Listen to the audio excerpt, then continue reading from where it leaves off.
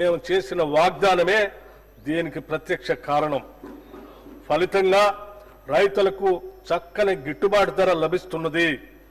ఖరీఫ్ సీజన్లో సన్న వడ్లు పండించిన రైతులకి 1206,44,00,00,000 రూపాయల బోనస్ చెల్లించడం జరిగింది. రైతుల సౌకర్యార్థం 2024-25 ఖరీఫ్ సీజన్లో 8,332 ధాన్యం కొనుగోలు కేంద్రాలను ఏర్పాటు చేసి వారికి ఎటువంటి ఇబ్బందులు లేకుండా చేశాం. అకాల వర్షాల వల్ల ధాన్యం పాడవకుండా పండిన ధాన్యాన్ని రైతులు కొనుగోలు కేంద్రాలకు తీసుకువచ్చే సమయంలో ఎటువంటి నష్టం జరగకుండా గంట గంటకు వాతావరణ సూచనలు అటు రైతులకు ఇటు కొనుగోలు కేంద్రాలకు తెలియజేస్తున్నాం. అధునాతన డ్రైయర్లు, ధాన్యం క్లీనర్లు, తగినన్ని టార్పాలిన్లు రైతులకు అందుబాటులో ఉంచడం జరిగింది.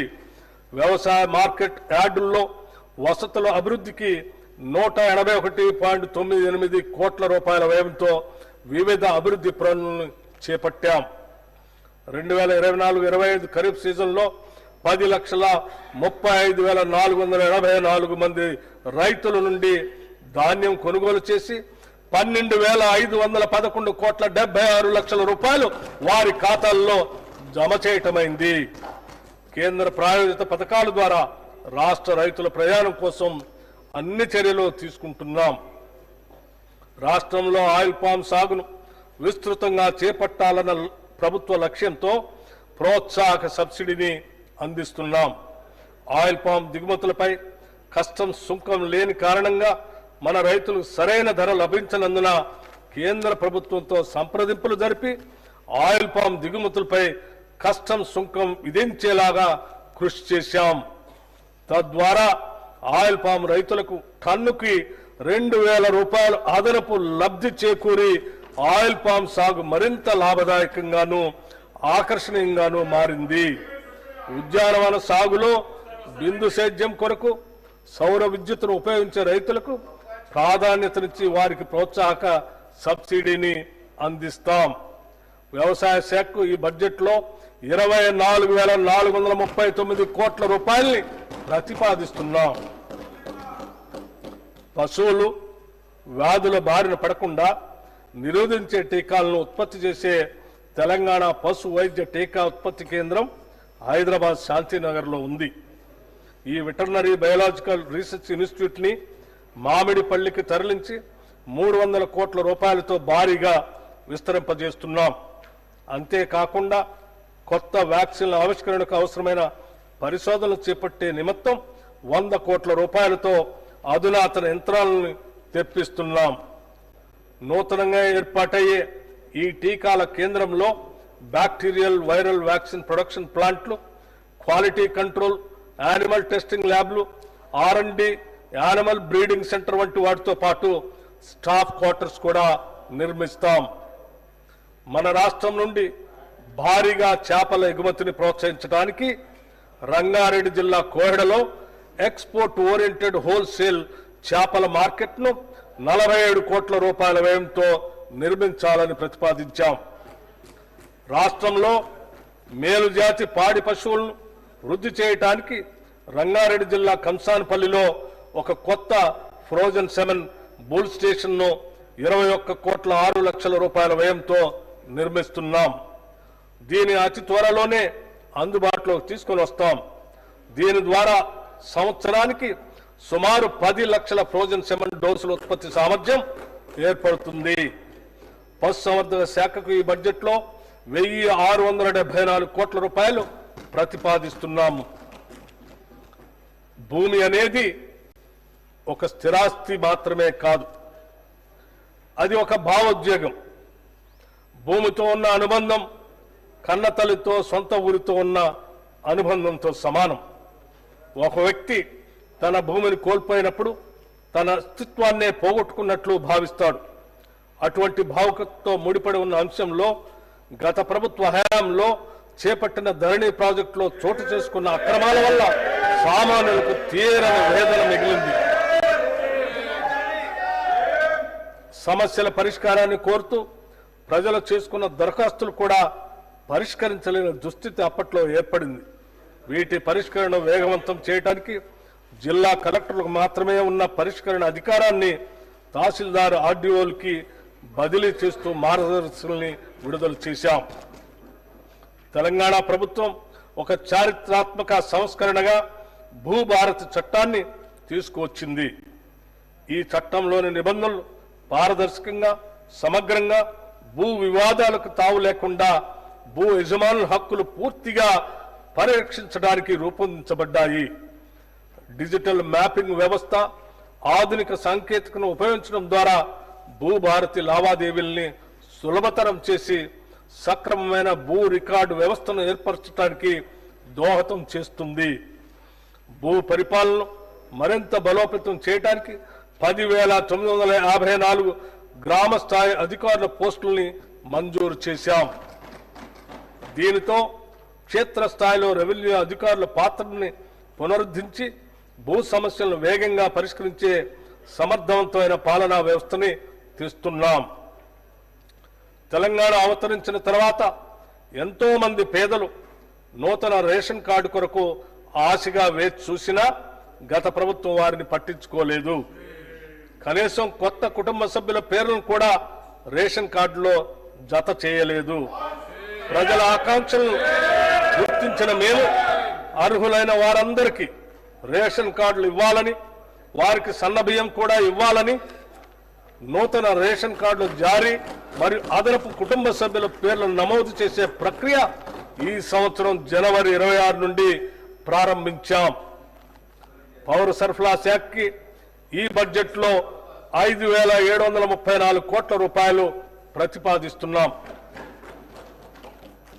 విద్యతోనే సామాజిక అభివృద్ధి సాధ్యం. ముఖ్యంగా పేద మరియు వెనుకబడిన తరగతులకు చెందిన పిల్లల సురక్షిత భవిష్యత్తుకి విద్య ఒక దారిని చూపుతుంది. ఇది ప్రగాఢంగా నమ్మిన యూపీఏ చైర్పర్సన్ నాటి శ్రీమతి సోనియా గాంధీ గారు మరియు ఆనాటి భారత ప్రధాని దివంగత డాక్టర్ మన్మోహన్ సింగ్ గారి నాయకత్వంలో ఉచిత విద్యా హక్కు చట్టం 2009లో చేశారు. ప్రస్తుతం తెలంగాణలో 1,023 ప్రభుత్వ రెసిడెన్షియల్ పాఠశాలలు ఉండగా వీటిలో 662 పాఠశాలలకు సొంత భవనాలు లేవు. అనేక గురుకులాలు అరకొర సౌకర్యాలున్న భవనాల్లో వందలాది మంది విద్యార్థులతో సరైన టాయిలెట్ సదుపాయం కూడా లేకుండా నడుస్తున్నాయి. వర్గాల వారీగా ప్రత్యేక రెసిడెన్షియల్ స్కూల్స్ ఉన్నప్పటికీ వాటి మధ్య విద్యా ప్రమాణాల విషయంలో, మౌలిక వసతుల విషయంలో సారూప్యత లేదు. ప్రపంచవ్యాప్తంగా విద్యా వ్యవస్థలో పెను మార్పులు చోటు చేసుకున్నప్పటికీ మన ప్రభుత్వ పాఠశాలలో దశాబ్దాల కాలం వెనుకబడి ఉన్నాయి. ఈ పరిస్థితులను సరిదిద్దటానికి సామాజికవేత్తలు, విద్యావేత్తలతో చర్చించి మన ప్రభుత్వ విద్యా వ్యవస్థను మరియు భావి తరాలను అత్యుత్తమ రీతిలో తీర్చిదిద్దే విధంగా young India integrated residential schools ని రూపొందించాం. కులం, మతం లేదా ఆర్థిక స్థితిగతులకు అతీతంగా విద్య మాత్రమే కాకుండా విద్యార్థుల యొక్క మానసిక, శారీరక అభివృద్ధికి అంటే హోలిస్టిక్ డెవలప్మెంట్ కి దోహదపడే విధంగా ఈ స్కూల్స్ ని ఏర్పాటు చేస్తున్నాం. ఈ పాఠశాలలో ఎస్సీ, ఎస్టీ, బీసీ, మైనారిటీలతో పాటు ఇతర వర్గాలకు చెందిన విద్యార్థులు ఒకే గొడుగు కిందకు తెచ్చి సమాన విద్యా అవకాశాలను కల్పించడం ఒక గొప్ప సామాజిక ఐక్యతకు పునాది అవుతుంది. Education is the milk of a lioness. Education is the milk of a lioness. The one who drinks it can't stay without roaring. Doctor BR Ambedkar గారు చెప్పిన మాటలు. విద్య అనేది సింహపు పాల వంటిది. వాటిని తాగిన వారు గర్జించకుండా ఉండలేరు. డాక్టర్ బిఎం అంబేద్కర్ కలలు కన్న విద్యా వ్యవస్థను మేము సృష్టించబోతున్నాము. దీనికోసమే రాష్ట్ర వ్యాప్తంగా ఒకేసారి 58 యంగ్ ఇండియా ఇంటిగ్రేటెడ్ రెసిడెన్షియల్ పాఠశాలల నిర్మాణానికి 11,600 కోట్ల రూపాయల అనుమతులు మంజూరు చేయటం జరిగింది. మేము తీసుకున్న ఈ నిర్ణయం ఒక చారిత్రాత్మకం. ప్రతి నియోజకవర్గంలో కనీసం ఒక ఇండియా రెసిడెన్షియల్ స్కూల్ ని ప్రారంభిస్తాం. ఈ ఇంటిగ్రేటెడ్ స్కూల్స్ 20 నుంచి 25 ఎకరాల విస్తీర్ణంలో నిర్మించబడతాయి. విద్యారంగంలో వస్తున్న మార్పులకి అనుగుణంగా ఆధునిక వసతులతో ప్రైవేటు పాఠశాలకు దీటైన విద్యను అందించేందుకు వీటిని అభివృద్ధి చేస్తున్నాం. ఆడిటోరియాలు, dining halls, digital classrooms, క్రీడా మైదానాలు, క్రికెట్ మరియు ఫుట్బాల్ గ్రౌండ్స్ లాంటి ఆధునిక సదుపాయాలు అందుబాటులో ఉంటాయి. విద్యార్థుల నిరంతర పర్యవేక్షణకు వీలుగా ఈ పాఠశాల ప్రాంగణాల్లోనే బోధనా సిబ్బందికి నివాస సముదాయాలు కూడా ఏర్పాటు చేస్తున్నాం. ఈ స్కూళ్లలో పవన మరియు సౌరశక్తిని విరివిగా వినియోగిస్తాం. ఈ స్కూళ్లలోని విద్యార్థులకు వసతి, భోజనం, యూనిఫామ్లు, నోటు మరియు పాఠ్య పుస్తకాలు మరియు ఇతర ఆవశ్యక వస్తువులన్నీ ఉచితంగా అందించబడతాయి. పాఠ్యాంశంతో పాటు వీరికి ఐఐటి, జీ, నీట్ మరియు ఇతర పోటీ పరీక్షలకు సన్నద్ధం చేసేందుకు ప్రత్యేక శిక్షణ ఇవ్వబడుతుంది. విద్యతో పాటు శారీరక మరియు మానసిక దృఢత్వానికి అవసరమైన క్రీడలు, కళలు, పోటీలకు సమాన ప్రాధాన్యత ఉంటుంది. రాష్ట్ర వ్యాప్తంగా పాఠశాలలు ప్రారంభం అయ్యే రోజే విద్యార్థులందరికీ పాఠ్య పుస్తకాలను, యూనిఫామ్లు అందజేస్తున్నాం. ప్రభుత్వ విద్యా సంస్థలన్నింటికీ ఉచిత విద్యుత్ సరఫరాని అందిస్తున్నాం. త్వరలో రాష్ట్రంలోని అన్ని పాఠశాలలకు గ్రీన్ విద్యుత్ని అందిస్తాం. పిల్లల శారీరక, మానసిక ఆరోగ్యానికి సంతులిత పౌష్టిక ఆహార ప్రాధాన్యతను గుర్తించి రాష్ట్రంలోని అన్ని గురుకులాలు, అన్ని సంక్షేమ శాఖలకు చెందిన అనుబంధ హాస్టల్లో మరియు కస్తూర్బా గాంధీ బాలికల పాఠశాలలో డైట్ ఛార్జీలు 40% మరియు కాస్మెటిక్ ఛార్జీలు 200% పెంచాం. ఈ పెంపు వల్ల తెలంగాణ వ్యాప్తంగా 7.66 లక్షల మంది విద్యార్థులకి లబ్ధి చేకూరుతుంది.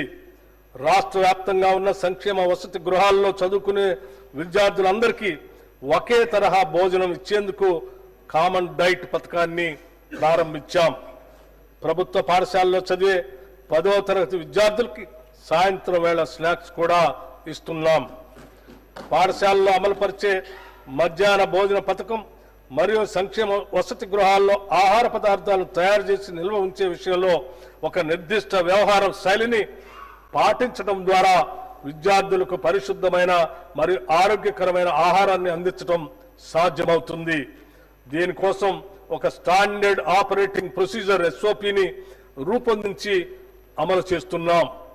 Education is future insurance. విద్య భవిష్యత్తుకి బీమా కనుక విద్యా వ్యవస్థను బలోపేతం చేసేందుకు రాష్ట్ర విద్యారంగంలో పలు సంస్కరణలు చేపట్టాం. అంతర్జాతీయ ప్రమాణాలతో కూడిన విద్యను అందించే లక్ష్యంతో ఒక సమగ్ర విధాన రూపకల్పనకి తెలంగాణ విద్యా కమిషన్ను ఏర్పాటు చేశాం. తెలంగాణ నారీ శక్తిని గౌరవిస్తూ కోటి మహిళా విశ్వవిద్యాలయానికి వీరనారి చాకలి ఐలమ్మ పేరు పెట్టి ఆ విశ్వవిద్యాలయ వారసత్వ కట్టడాన్ని సంరక్షిస్తూనే 550 కోట్ల రూపాయలతో అదనపు భవన నిర్మాణాలని చేపడుతున్నాం. తెలుగు విశ్వవిద్యాలయానికి తెలంగాణ వైతాళికుడు సురవరం ప్రతాప్ రెడ్డి పేరును, ఇండియన్ ఇన్స్టిట్యూట్ ఆఫ్ హ్యాండ్లూమ్ టెక్నాలజీకి శ్రీ కొండా లక్ష్మణ్ బాపూజీ పేరును పెట్టడం జరిగింది. విద్యాశాఖకి ఈ బడ్జెట్లో 23,108 కోట్ల రూపాయలు ప్రతిపాదిస్తున్నాం. No plan for the future development of the country can be deemed to be complete, which does not provide for technical and scientific training. Doctor BR Ambedkar గారు సాంకేతిక మరియు శాస్త్రీయ శిక్షణను అందించిన దేశం భవిష్యత్ అభివృద్ధికి సంబంధించిన ఏ ప్రణాళికను పూర్తి చేసినట్లుగా భావించలేము. వీరి మాటల్ని దూరదృష్టితో అర్ధ శతాబ్దానికి పూర్వం చెప్పిన ఈ మాటలు నేటికి మన సమాజానికి వర్తిస్తాయి. అందుకే యువతలో శాస్త్ర సాంకేతిక నైపుణ్యతను పెంపొందించే ఉద్దేశంతో ప్రభుత్వ ప్రైవేటు భాగస్వామ్యంతో యంగ్ ఇండియా స్కిల్ యూనివర్సిటీని స్థాపించాం. బోధనాంశాలకు పారిశ్రామిక అవసరాలకు మధ్య ఉన్న అంతరాన్ని తొలగించి నిరుద్యోగ యువతి ఉపాధి అవకాశాలను పెంపొందించే లక్ష్యంతో ఈ యూనివర్సిటీ పనిచేస్తుంది. మహాత్మా గాంధీ గారు స్వాతంత్ర సమరోద్యమంలో యువతను చైతన్యపరచడానికి నడిపిన యంగ్ ఇండియా పత్రిక పేరునే ఈ యూనివర్సిటీకి పెట్టడం గమనార్హం. ఈ యూనివర్సిటీని ముచ్చెర్లలో 150 ఎకరాల్లో నిర్మించి ఏడాదికి 30,000 ఉద్యోగాలు కల్పించాలని ప్రభుత్వ లక్ష్యంగా పెట్టుకున్నాం. సింగపూర్ ప్రభుత్వ ఆధ్వర్యంలోని ఇన్స్టిట్యూట్ ఆఫ్ టెక్నికల్ ఎడ్యుకేషన్ ప్రపంచంలోనే మేటి సంస్థ. వారి భాగస్వామ్యంతో young India skill university master ట్రైనర్లకు శిక్షణ ఇస్తున్నాము. వివిధ పరిశ్రమల భాగస్వామ్యంతో ఈ యూనివర్సిటీలో అందించే కోర్సులు అటు యువతకు ఇటు పరిశ్రమలకు ఎంతో ఉపయుక్తంగా ఉండేలా రూపొందించాం. ఈ యూనివర్సిటీలో ప్రస్తుతం 5 కోర్సులు ప్రారంభమైనాయి. మున్ముందు యానిమేషన్, టూరిజం మరియు హాస్పిటాలిటీ, బ్యాంకింగ్, ఫైనాన్షియల్ సర్వీసెస్, నిర్మాణ రంగం, రిటైల్ రంగం, మీడియా, సినిమా రంగం, నౌక మరియు విమాన మెయింటెనెన్స్ రంగం, ఆర్టిఫిషియల్ ఇంటెలిజెన్స్ వంటి అత్యాధునిక టెక్నాలజీ కోర్సులు కూడా ప్రారంభించబోతున్నాం. తెలంగాణ యువతను, విద్యార్థులను నిపుణులుగా తీర్చిదిద్దేందుకు రాష్ట్ర ప్రభుత్వం ఫ్యూచర్ సిటీలో ప్రత్యేకంగా 200 ఎకరాల్లో ఆర్టిఫిషియల్ ఇంటెలిజెన్స్ సిటీని నెలకొల్పాలని నిర్ణయించింది. ఈ సిటీలో ప్రత్యేక AI విశ్వవిద్యాలయాన్ని, డేటా సెంటర్లను, కంప్యూటింగ్ సౌకర్యాలను, పౌరులకు అవగాహన కల్పించే కేంద్రాన్ని స్థాపించడానికి తగిన చర్యలు ప్రారంభించాం.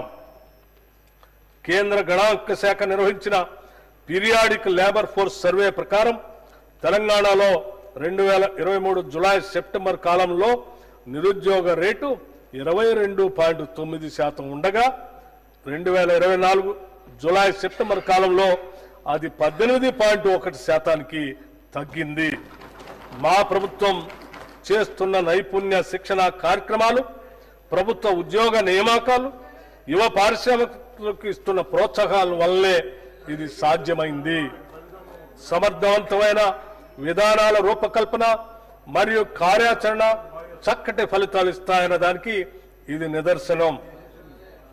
మా ప్రభుత్వం అధికారం చేపట్టిన వెంటనే ఉద్యోగ నియామకాలపై దృష్టి సారించి